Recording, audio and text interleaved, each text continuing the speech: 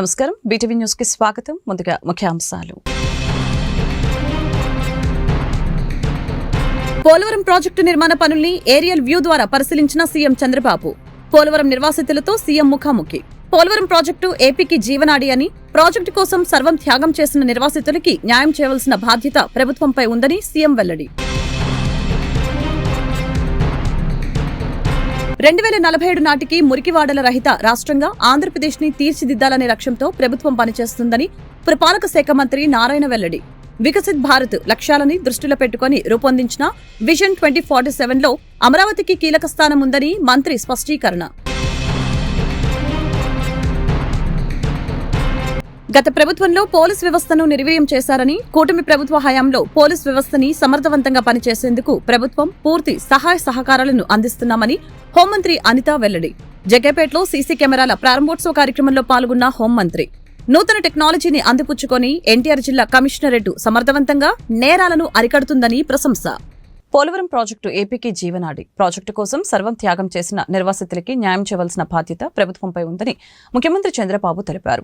Polavaram project నుంచి నీళ్లు విడిచిపెట్టకముందే నిర్వాసితులందరికీ పునరావాసం పూర్తి చేస్తామని, ఆ తర్వాతనే ప్రాజెక్టుని ప్రారంభిస్తామని ముఖ్యమంత్రి స్పష్టం చేశారు. పోలవరం ప్రాజెక్టు నిర్మాణ పనుల్ని సీఎం చంద్రబాబు గురువారం ఏరియల్ వ్యూ ద్వారా పరిశీలించారు. అనంతరం నిర్వాసితులతో ముఖాముఖి సమావేశం నిర్వహించారు. 2014లో మేము అధికారంలోకి రాకముందు నిర్వాసితులకి చాలా తక్కువ పరిహారం ఇచ్చారని అన్నారు. 2014లో ఎన్డీఏ ప్రభుత్వం వచ్చాక 4,311 కోట్ల పరిహారం చెల్లించాం. కానీ 2019లో వచ్చిన ప్రభుత్వం ఆ 5 ఏళ్లలో ఒక్కసారి కూడా మీ గురించి ఆలోచించడం కానీ పట్టించుకోవడం కానీ చేయలేదు. అలాగనే వీలైనంత వరకు మీకు న్యాయం చేసి ఆదుకోవాలని ముందుకు వెళ్తున్నట్లు తెలిపారు. 2024లో కూటమి ప్రభుత్వం అధికారంలోకి వచ్చాక నిర్వాసితుల అకౌంట్లో 829 కోట్లు జమ చేశామని చెప్పారు. 2014 నుంచి 19 మధ్య మా ప్రభుత్వం ఇచ్చే పరిహారం సరిపోదని, ప్రతిపక్షంలో ఉన్న జగన్ 10 లక్షల పరిహారం ఇస్తానని అన్నాడు. ఇచ్చాడా అని ప్రశ్నించారు. 5 ఏళ్ల వైసీపీ ప్రభుత్వంలో ఒక్క పైసా బాధితులకి రూపాయి కూడా ఇచ్చింది లేదని చెప్పారు. కనీసం వరదలు వచ్చినప్పుడు కూడా మిమ్మల్ని పట్టించుకోలేదని అన్నారు. పునరావాసం కోసం త్యాగాలు చేసి భూమి అంతా కూడా పోలవరానికి ఇచ్చారు. ఇచ్చి ఈరోజు మీరు చూస్తే చాలా ఇబ్బందులు పడ్డారు. ఇంత మునుపు కూడా ఒకసారి మీరు చూస్తే చాలా తక్కువ డబ్బులు ఇస్తే ఆ రోజు నేను వచ్చినప్పుడు భారీగా పెంచి ఇమ్మీడియట్గా ఆ రోజు చూస్తే 14-19లో 4,311 కోట్ల రూపాయలు మీకు చెల్లించిన ప్రభుత్వం ఆనాటి ఎన్డీఏ ప్రభుత్వం, తెలుగుదేశం అని చెప్పి కూడా నేను మీ అందరికీ విజ్ఞప్తి చేస్తున్నా. ఆ తర్వాత మీరు చూస్తే నిన్నటి వరకు 5 సంవత్సరాలు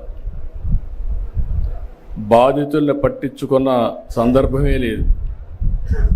మీకోసం ఆలోచించిన దాఖలాలు లేవు. కడాన మిమ్మల్ని చూస్తే చాలా బాధేస్తుంది. నేనే మీకు ఒక భరోసా ఇచ్చాను. దానికి కూడా కారణం మీరు చూస్తే 7 మండలాలు తెలంగాణలో ఉండే మండలాలు విభజన జరిగిన తర్వాత మొట్టమొదటిసారిగా ప్రధానమంత్రి గారితో మాట్లాడి ఈ పోలవరం ప్రాజెక్టు పూర్తి కావాలంటే 7 మండలాలు ఆంధ్రప్రదేశ్కి ఇస్తే తప్ప సాధ్యం కాదని ఒప్పించి ఆ రోజు ఈ మండలాలు తీసుకొచ్చాం. అది నాకు ఒక నైతిక బాధ్యత అని చెప్పి కూడా నేను మీకు తెలియజేస్తున్నా. అందుకే ఎప్పుడు కూడా నేను వీలైనంత వరకు మీకు న్యాయం చేయాలి, అన్ని విధాలు ఆదుకోవాలని చెప్పి ముందుకు పోయాం.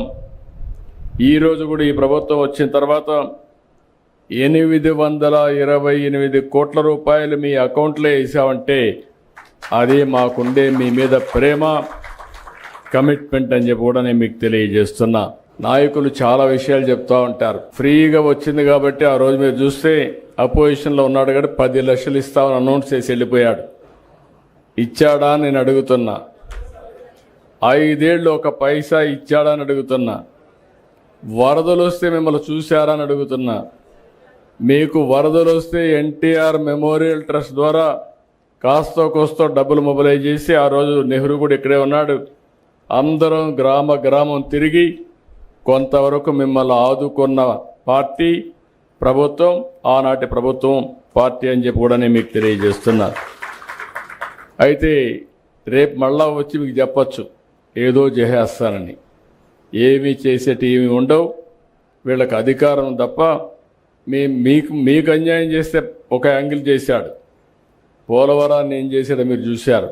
2047 నాటికి మురికివాడల రహిత రాష్ట్రంగా ఆంధ్రప్రదేశ్ని తీర్చిదిద్దాలనే లక్ష్యంతో ప్రభుత్వం పనిచేస్తుందని పురపాలక శాఖ మంత్రి నారాయణ పేర్కొన్నారు. వికసిత భారత్ లక్ష్యాలని దృష్టిలో పెట్టుకుని రూపొందించిన విజన్ 2047లో అమరావతికి కీలక స్థానం ఉందని మంత్రి స్పష్టం చేశారు. అమరావతిని కేవలం మౌలిక వసతుల ప్రాజెక్టుగా కాకుండా నాణ్యమైన జీవన ప్రమాణాలను అందించే నగరంగా అభివృద్ధి చేయాలని ప్రభుత్వం సంకల్పించిందని తెలిపారు.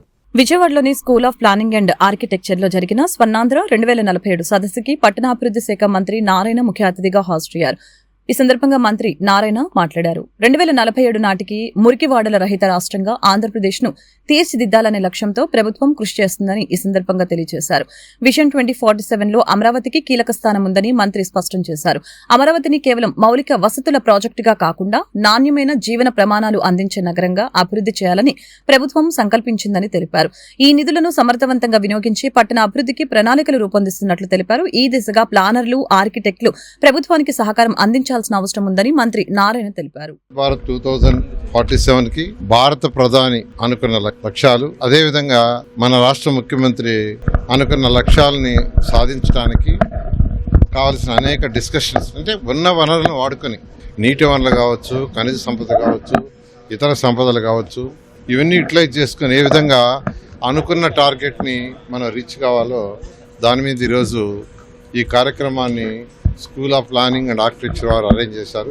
పాపులేషన్ రేషియోలో కొన్ని ఫండ్స్ రాష్ట్రాలకు అలాట్ చేస్తారు, కొన్ని ఫండ్స్ వచ్చి మనం చేసే వర్క్ని బట్టి యాక్చువల్గా అలాట్ చేస్తారు. ఈ రెండింటిని ఈరోజు ఫైనాన్స్ డిపార్ట్మెంట్ వాళ్ళు, అటు మున్సిపల్ అడ్మినిస్ట్రేషన్ సెక్రటరీ, డైరెక్టర్ వాళ్ళందరూ కూడా కేంద్ర ప్రభుత్వంతో డిస్కస్ చేస్తున్నారు. ఖచ్చితంగా ఈ 5 సంవత్సరాల్లో ఆంధ్రప్రదేశ్ ఏదైతే ముఖ్యమంత్రి గారు మాకు దిశానిర్దేశాలు ఇచ్చారో దాని ప్రకారం చేస్తూ ముందుకు పోవడం జరుగుతుంది. గత ప్రభుత్వంలో పోలీస్ వ్యవస్థని నిర్వీర్యం చేశారని, కూటమి ప్రభుత్వ హయాంలో పోలీస్ వ్యవస్థని సమర్థవంతంగా పనిచేసేందుకు ప్రభుత్వం పూర్తి సహాయ సహకారాలను అందిస్తున్నామని హోంమంత్రి అనిత వెల్లడించారు. నూతన టెక్నాలజీని అందిపుచ్చుకొని ఎన్టీఆర్ జిల్లా కమిషనరేటు సమర్థవంతంగా నేరాలను అరికడుతుందని ప్రశంసించారు. జగ్గేపేట సీసీ కెమెరాల ప్రారంభోత్సవ కార్యక్రమం జరిగింది. కార్యక్రమానికి రాష్ట్ర హోంమంత్రి Vangalapudi Anitha, DGP Harish Kumar Gupta, NTR commissionerate CP Rajasekhar Babu, Jaggepeta MLA Sriram Tataiah, Nandigama MLA Sujana, Tangirala Sowmya, police అధికారులు పాల్గొన్నారు. ఈ సందర్భంగా హోం మినిస్టర్ మాట్లాడారు. జగ్గేపేట నియోజకవర్గంలో 500కు పైగా సీసీ కెమెరాలు ఏర్పాటు చేయడం జరిగిందని తెలియజేశారు. సిపి రాజశేఖర్ బాబు మాట్లాడుతూ 72 గ్రామాలను 500 సీసీ కెమెరాలు కవర్ చేస్తున్నాయని చెప్పారు. జగ్గేపేట ఎమ్మెల్యే దాతల సహకారంతో ఈ కార్యక్రమాన్ని విజయవంతంగా పూర్తి చేశామని చెప్పారు. మార్పు అనేది చాలా తొందరగా జరగాలనే ఉద్దేశంతో ముఖ్యమంత్రి చంద్రబాబు, హోం మినిస్టర్ ఈ కార్యక్రమాన్ని ముందుకు తీసుకువెళ్లడానికి మమ్మల్ని ఎంతో ప్రోత్సహించారని చెప్పారు. అనంతరం శక్తి యాప్ పోస్టర్ లాంచ్ చేసి ఫోక్సో యాక్ట్ గురించి బుక్ రిలీజ్ చేశారు. గట్టిగా చాలా బాగా మనం తీసుకెళ్లాలంటే ప్రజల సహకారం ఎంతో అవసరం. మరి సురక్షా కమిటీ అనేది ఒకటి ఫామ్ చేసి ఈరోజు సురక్షా కమిటీ కన్వీనర్ నర్సయ్య గారు వచ్చినారు. ప్రతి పోలీస్ స్టేషన్ పరిధిలో కూడా కమిటీస్ ఏర్పాటు చేసుకున్నాం. మళ్ళీ ఈ కమిటీస్ ఎటువంటి తప్పులు జరగకుండా, ఎందుకంటే ఇది ఇటువంటి కెమెరాలు దాతలు ముందుకు వచ్చినప్పుడు తప్పులు జరగకూడదనే ఉద్దేశంతో 10 మంది ప్రణాళిక రూపొందించి గౌరవ డీజీపీ గారి త్వరలో ఒక సొసైటీని కూడా వారు ఏర్పాటు చేస్తున్నారు. ఆ సొసైటీ ద్వారా సిఎస్ఆర్ ఫండ్స్ ఉపయోగించుకొని మనము ఈరోజు చక్కగా ముందుకెళ్లాలనే ఉద్దేశంతో చాలా కార్యక్రమాలు నడుస్తున్నాయి. ఇవన్నీ కూడా ప్రజలకు తెలియజేయడం మా బాధ్యత. ఎందుకంటే ప్రజలకి ఒక భరోసా ఇవ్వడం అనేది మా బాధ్యత. దాని గురించే గౌరవ పోలీస్ శాఖ మార్చులు గారి ఆధ్వర్యంలో చాలా పోలీస్ శాఖ చాలా అద్భుతంగా టెక్నాలజికల్గా ముందుకు పోతా ఉంది. వారి ఆశీస్సుతో మనము గౌరవ ముఖ్యమంత్రి గారి ఆశీస్సుతో మనము ఎంతో ప్రగతిని సాధిస్తూ మనకు రాష్ట్రంలో ఏంటి పోలీస్ అంటే ఒకప్పుడు చాలా మంచి పేరు ఉండేది. ఆ పేరు పోయిన సందర్భంలో ఈ మధ్యన మళ్ళా లాస్ట్ ఫ్లోర్ తీసుకురావడానికి గౌరవ డీజీపీ గారు పకడ్బందీ ప్రణాళిక రచిస్తున్నారు. టెక్నాలజికలీ చాలా ముందుకు వెళ్ళాలనే ఉద్దేశంతో త్వరలో ఆర్టిఫిషియల్ ఇంటెలిజెన్స్ స్కూల్స్ కూడా వారు మీకు అందరికీ తెలుసు విజయవాడ సిటీలో ఒక అస్త్రం అనే ఒక ఏఐ టూల్ ఒక రెవల్యూషన్గా ముందుకు పోతా ఉంది. అదేవిధంగా కేస్ ఇన్వెస్టిగేషన్లో కూడా ఆర్టిఫిషియల్ ఇంటెలిజెన్స్ స్కూల్స్ ఉపయోగించి ముందుకెళ్తామని తెలియజేస్తూ ఈ కార్యక్రమానికి ఇక్కడ చేసిన అందరికి కూడా ధన్యవాదాలు తెలియజేస్తూ ముగిస్తున్నాను. Thank you very much. ఇదే ఇనిషియేషన్స్ తీసుకున్నాం. ఈ సిసి కెమెరాలే కాదండి, డ్రోన్స్ కూడా ఈరోజు ప్రత్యేకంగా మన సిపి గారే ఇంచుమించుగా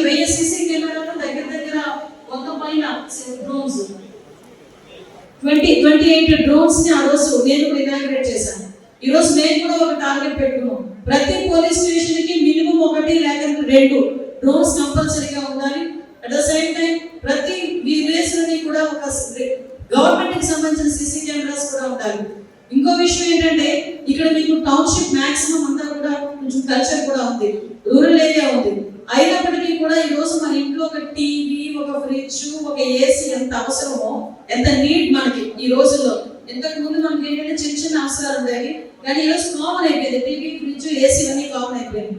వీటన్నిటితో పాటు మనం ప్రశాంతంగా ఉండాలి అనుకుంటే డెఫినెట్ గా మన ఇంట్లో కూడా సీసీ పెట్టుకునే అవసరం కూడా ఉంది.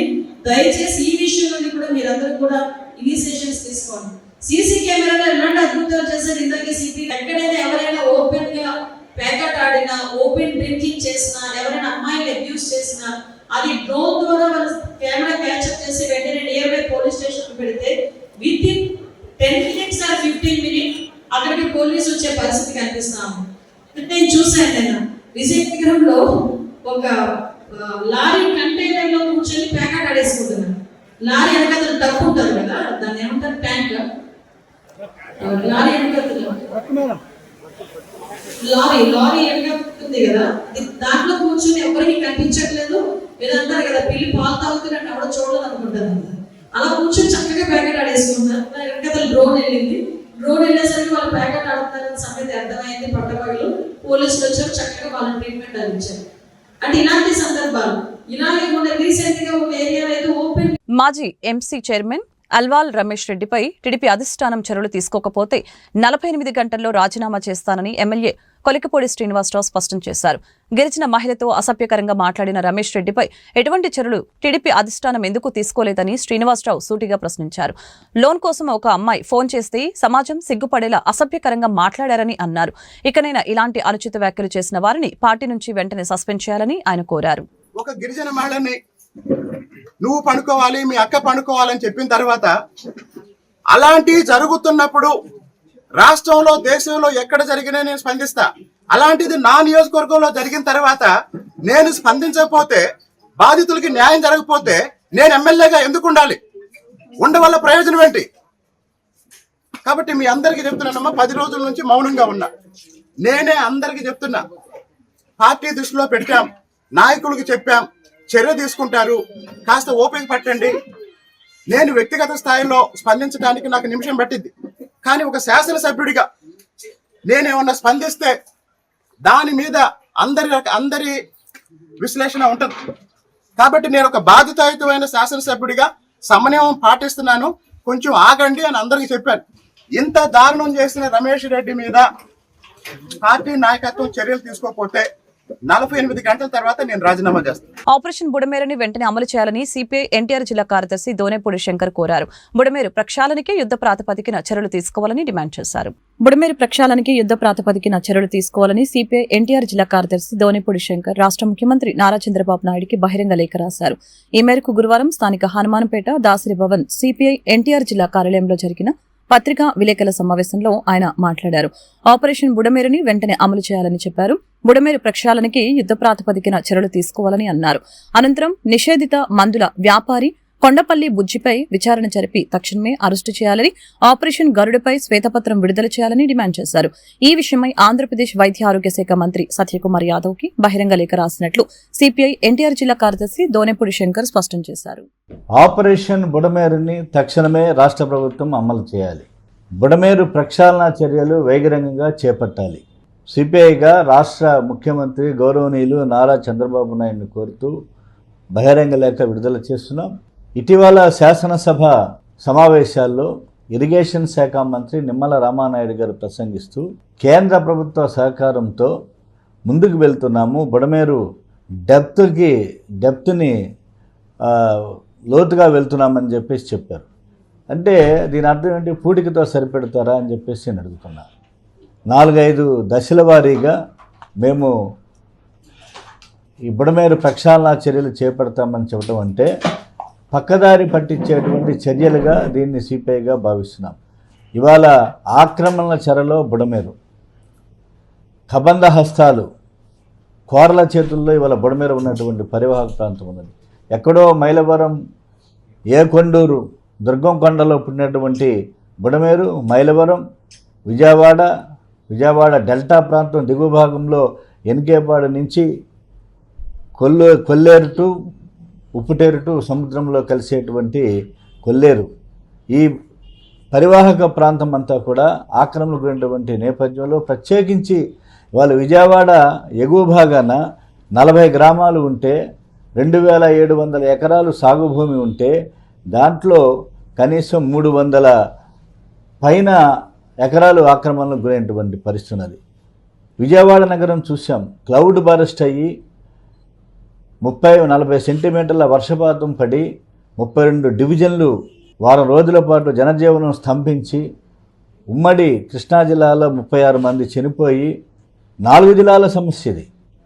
ఇవాళ ఎన్టీఆర్ జిల్లా, కృష్ణా జిల్లా, ఏలూరు జిల్లా, పశ్చిమ గోదావరి జిల్లా, 4 జిల్లాల ప్రజలని అతలాకుతలం చేసేటువంటి బుడమేరు ఇవాళ పెత్తందారుల చేతుల్లో సొరచేపల్లాగా చేపల చెరువుల కోసం లేదు రొయ్యల చెరువుల కోసం తవ్వి బుడమేరు దిశాదశను మార్చేసేటువంటి పరిస్థితి. ఆంధ్రప్రదేశ్ రాష్ట్ర ముఖ్యమంత్రి నారా చంద్రబాబు నాయుడు ఆశయాలకు అనుగుణంగా ప్రజా సంక్షేమం ధ్యేయంగా పనిచేస్తున్నామని తూర్పు ఎమ్మెల్యే గద్దె రామ్మోహన్ తెలిపారు. తెలుగుదేశం పార్టీ ఒక రాజకీయ పార్టీ మాత్రమే కాదని గత 40 ఏళ్ల నుంచి పేద ప్రజలకు అనేక సేవా కార్యక్రమాలు నిర్వహిస్తూ నియోజకవర్గ అభివృద్ధికి కృషి చేస్తున్నామని చెప్పారు. తూర్పు నియోజకవర్గంలోని 4వ డివిజన్ ఏపీఐఏసీ కాలనీలో ప్రజా సమస్యలపై శాసనసభ్యులు గద్దె రామ్మోహన్ తన పర్యటనలో భాగంగా డివిజన్లో ఉన్న నిరుపేద కుటుంబాలకి చెందిన 2 స్వయం ఉపాధి చేసుకునే నిమిత్తం ఇస్త్రీ బండి, టిఫిన్ బండి మరియు ఆటో పంపిణీ చేయడం జరిగింది. ఈ పర్యటనలో ఆయన ప్రజల సమస్యల్ని అడిగి తెలుసుకున్నారు. ఈ సందర్భంగా ఎమ్మెల్యే గద్దె రామ్మోహన్ రావు మాట్లాడుతూ ముఖ్యమంత్రి చంద్రబాబు నాయుడు, ఉప ముఖ్యమంత్రి పవన్ కళ్యాణ్, బీజేపీ నేతల సహకారంతో రాష్ట్రంలో అభివృద్ధి కార్యక్రమాలు శరవేగంగా జరుగుతున్నాయని చెప్పారు. నియోజకవర్గంలో కూటమి నేతల సహకారంతో ప్రజా సమస్యల పరిష్కారం కోసం నిరంతరం శ్రమిస్తున్నామని తెలిపారు. అటు ప్రభుత్వ సహకారంతో పాటు ఇటు వ్యక్తిగతంగానూ తాను ప్రజల సంక్షేమం కోసం పనిచేస్తున్నానని చెప్పారు. తెలుగుదేశం పార్టీ ఆధ్వర్యంలో ట్రస్టులు ఏర్పాటు చేసి ఉచిత విద్య, వైద్యంతో పాటు అనేక సేవా కార్యక్రమాలను నిర్వహిస్తున్నానని తెలిపారు.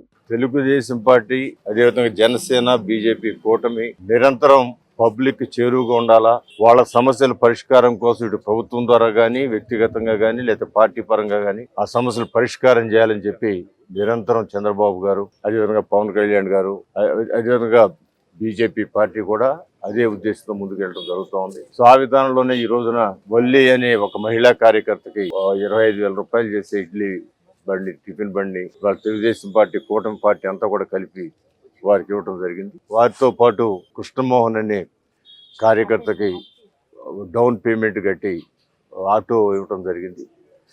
అదేవిధంగా మరొక వ్యక్తికి, రజిక సోదరులకి ఇస్త్రీ బండిని ఇవ్వడం జరిగింది. ఇవన్నీ కూడా తెలుగుదేశం పార్టీ కేవలం రాజకీయ పార్టీ, ఓట్ల కోసం అడిగే పార్టీ కాకుండా ఇవాళ ఇంటర్నేషనల్ స్కూల్ ద్వారా వేలాది మంది విద్యార్థులకు ఉచిత విద్య చెబుతున్న పార్టీ తెలుగుదేశం పార్టీ.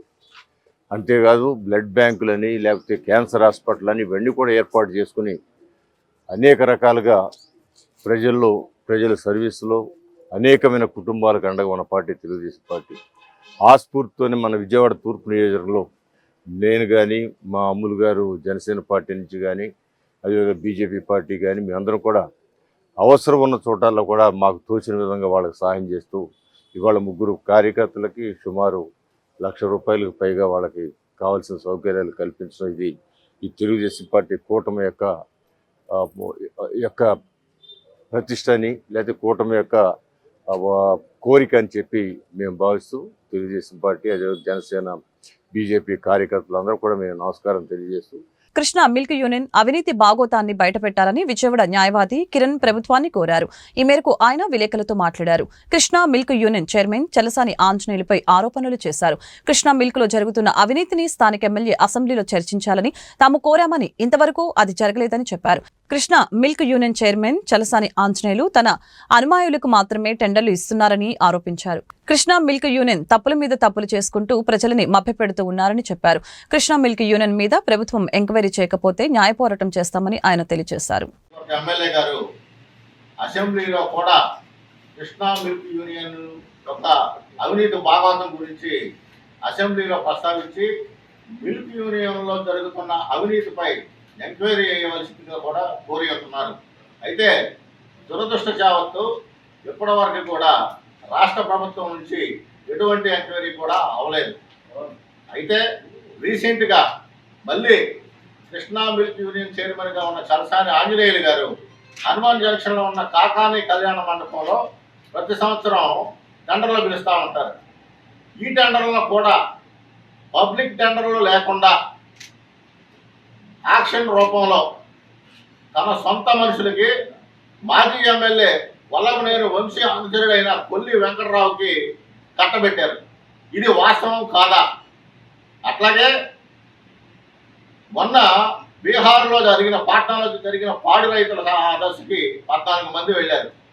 సదస్సుకి వెళ్ళిన వాళ్ళు వెళ్ళి రాకుండా నేపాల్ విహారయాత్రలకు వెళ్ళి మిల్క్ యూనియన్ నుంచి వచ్చిన సొమ్మును వాళ్ళ యొక్క జలసాలకు విలాసాలకు వాడారు. ఇది వాస్తవం కాదా? ఇది ఆంజనేయులు గారు సమాధానం చెప్పవాలి. ఏపీఎస్ఆర్టీసీ రిటైర్డ్ ఎంప్లాయీస్ ఎదుర్కొంటున్న సమస్యల్ని వెంటనే పరిష్కరించాలని ఏపీఎస్ఆర్టీసీ రిటైర్డ్ ఎంప్లాయీస్ అసోసియేషన్ నాయకులు గంగాధర్ డిమాండ్ చేశారు.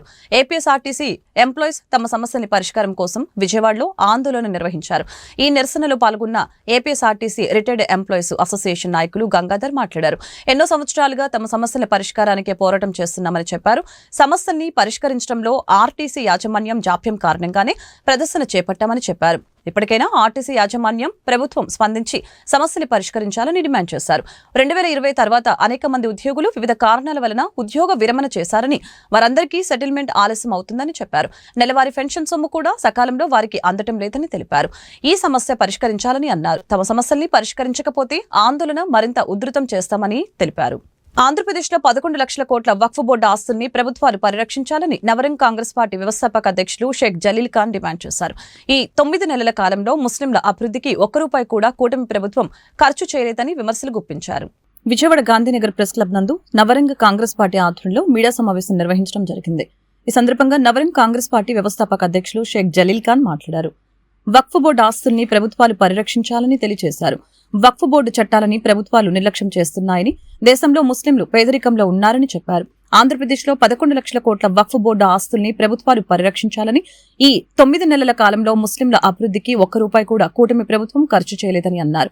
బీజేపీతో కలిసి కూటమి ప్రభుత్వం ముస్లింలను నిర్వీర్యం చేసే ప్రయత్నం చేస్తుందని అన్నారు. ముస్లిం హక్కులను కాపాడాలని ప్రభుత్వాలను కోరుతున్నట్లు తెలిపారు. ఈ భారతీయ జనతా పార్టీ తెలుసుకోవాల్సిన బాధ్యత ఉన్నది. ఎన్నికల్లో నిర్వహించుకోండి. 5 ఏళ్లకు ఒకసారి. మీరు అధికారంలోకి వచ్చినాక కులాలను, మతాలను, ఎస్సీలను, ఎస్టీలను, బీసీలను, మైనార్టీలను 9 నెలల కాలంలో ₹1 కూడా ఖర్చు పెట్టిన దాఖలాలు లేవు. మరి 1,40,000 కోట్ల రూపాయలు మరి ఎవరి కోసం దాచిపెడతా ఉన్నారు? వేరే దేశాలకి ఏ విధంగా డబ్బును తరలిస్తున్నారనే దాని మీద సిబిఐ ఎంక్వైరీ చేయాలా? ఇప్పుడు నిషేధ జాబితాలో 22A భూములు అని, అసైన్మెంట్ భూములని, డీకే పట్టాల భూములని భూ సర్వే చేసినప్పుడు దాన్ని నిరాకరించారు. మరి ఇప్పుడు అదే భూములను ఎమ్మెల్యేలు, మంత్రులు, కలెక్టర్లు, ప్రిన్సిపల్ సెక్రటరీలు కలిపి ఒక ప్రణాళికబద్ధంగా ప్లానింగ్ చేసుకొని ₹1,000 కోట్లు దోచేస్తా ఉన్నారు. మీరు అధికారంలోకి వచ్చినప్పుడు సంక్షేమ పథకాలు అమలు చేయాలా లేదా? ముస్లింలను, అన్ని కులాలను, మతాలను గౌరవించాలా లేదా? మీరు ఈ విధంగా గౌరవించకుండా భారతీయ జనతా పార్టీతో జత కట్టి ఆంధ్రప్రదేశ్ రాష్ట్రంలో ఉన్న ముస్లింలను నిర్వీర్యం చేస్తా ఉన్నారు. ముస్లింలకు అసలు దామాషా ప్రకారం 12% రిజర్వేషన్లు కేటాయించాలా? స్వాతంత్రం రాకముందే మాకు తెల్లదొరలు 10% రిజర్వేషన్లు కేటాయించారు. 1909 నుంచి 1946 వరకు. మరి ఇప్పటి వరకు మరి రాజశేఖర రెడ్డి గారు అధికారంలోకి వచ్చినాక ఉన్న 4 రిజర్వేషన్లు కూడా అమలు చేయకపోతే ఇది ప్రజాస్వామ్య దేశమా లేక రాచరిక పాలన తెలుసుకోవాల్సిన బాధ్యత గౌరవనీయులు చంద్రబాబు నాయుడు గారిపై ఉంది. మీరు 4 పర్యాయాలు ముఖ్యమంత్రి చేసిన వ్యక్తులు, మరి మీరు భారతీయ జనతా పార్టీ పందాలో పోమాకండి, మీరు మనసు మార్చుకోండి. వాసవి కటాక్షం ఆల్బమ్ ని ఆవిష్కరించడం తనకు దక్కిన భాగ్యమని ప్రముఖ సంగీత దర్శకులు కోటి అన్నారు. 9 పాటలతో ఈ ఆల్బమ్ ని రూపొందించడం జరిగిందని, ఈ ఆల్బమ్ ను ఇంతగా ఆదరించిన ప్రతి ఒక్కరికి ప్రత్యేక ధన్యవాదాలు తెలిపారు. వాసవి మాత కృపా కటాక్షాలు ప్రజలందరిపై ఉండాలని ఆయన ఆకాంక్షించారు. వాసవి క్లబ్ ఇంటర్నేషనల్ ఆధ్వర్యంలో అంతర్జాతీయ మహిళా దినోత్సవ వేడుకలలో భాగంగా నగరంలోని వెన్యూ ఫంక్షన్ హాల్ నందు వాసవి ఇంటర్నేషనల్ వారు వనితా జయకేతనం పేరిట group dance, fancy dress competitions నిర్వహించడం జరిగింది. కార్యక్రమానికి ముఖ్య అతిథిగా ప్రముఖ సంగీత దర్శకులు కోటి హాస్ట్రీ వాసవి కటాక్షం ఆల్బమ్ ని ఆవిష్కరించారు. ఈ సందర్భంగా ఆయన మాట్లాడారు. వాసవి కటాక్షం ఆల్బమ్ ని ఆవిష్కరించడం తనకు దక్కిన భాగ్యమని తెలిపారు.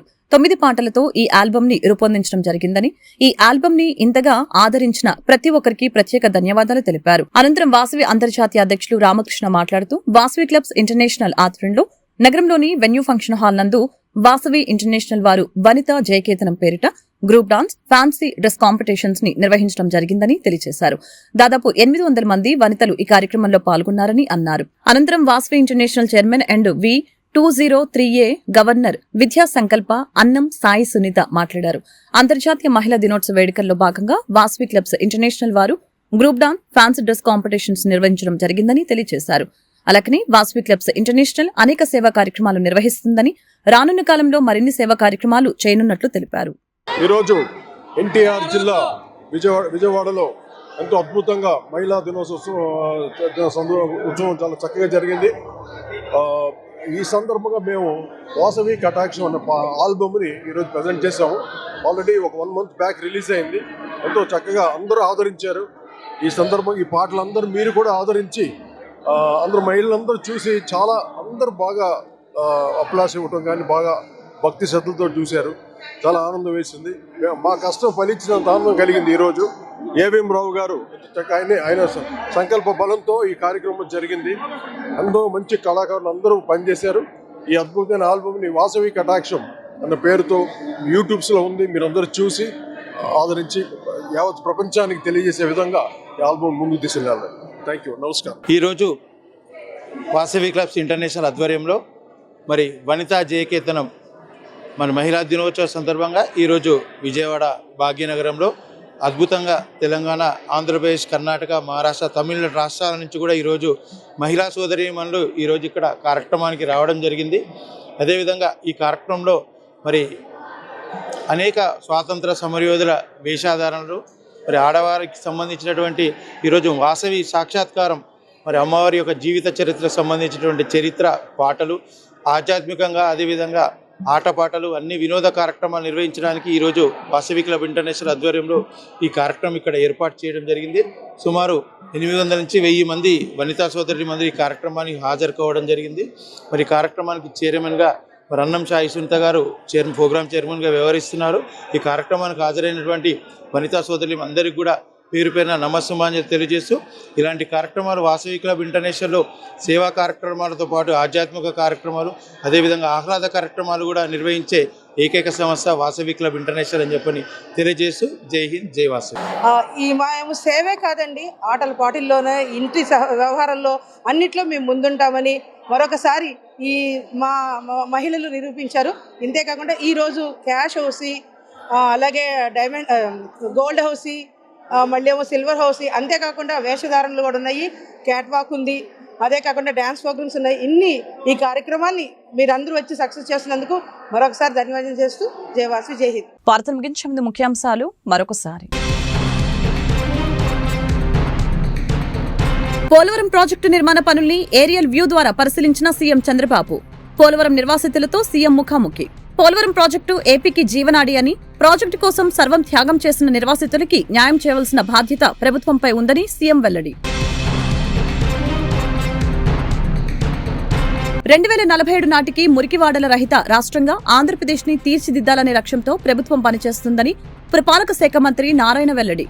వికసిత్ భారత్ లక్ష్యాలని దృష్టిలో పెట్టుకుని రూపొందించిన విజన్ 2047లో అమరావతికి కీలక స్థానం ఉందని మంత్రి స్పష్టీకరణ. గత ప్రభుత్వంలో పోలీస్ వ్యవస్థను నిర్వీర్యం చేశారని, కూటమి ప్రభుత్వ హయాంలో పోలీస్ వ్యవస్థని సమర్థవంతంగా పనిచేసేందుకు ప్రభుత్వం పూర్తి సహాయ సహకారాలను అందిస్తున్నామని హోంమంత్రి అనిత వెల్లడి. జగ్గేపేటలో సీసీ కెమెరాల ప్రారంభోత్సవ కార్యక్రమంలో పాల్గొన్న హోంమంత్రి నూతన టెక్నాలజీని అందిపుచ్చుకొని ఎన్టీఆర్ జిల్లా కమిషనరేట్ సమర్థవంతంగా నేరాలను అరికడుతుందని ప్రశంస. ఈ వార్తలు ఇంతటితో సమాప్తం. మరొక బులెటిన్లో మళ్ళీ కలుద్దాం. నమస్కారం.